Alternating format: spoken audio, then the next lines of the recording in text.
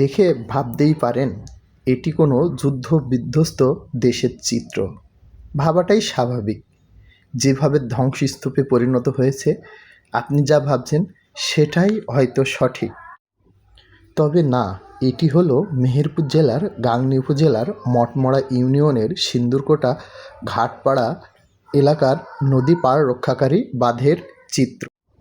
বছর না যেতেই ভেঙে পড়েছে পাড় রক্ষাকারী বাঁধ। স্থানীয়রা বলছেন, প্রকল্পে থাকা ইউড্রেন না করে ঠিকাদারি প্রতিষ্ঠান চলে যাওয়ায় এমনটি ঘটেছে।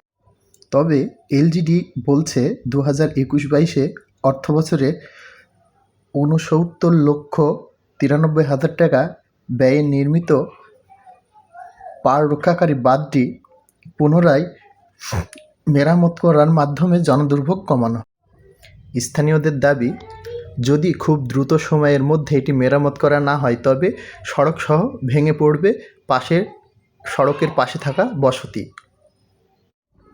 আর নিম্নমানের সামগ্রী দিয়ে কাজ করাই পড়েছে ঝুঁকিতে।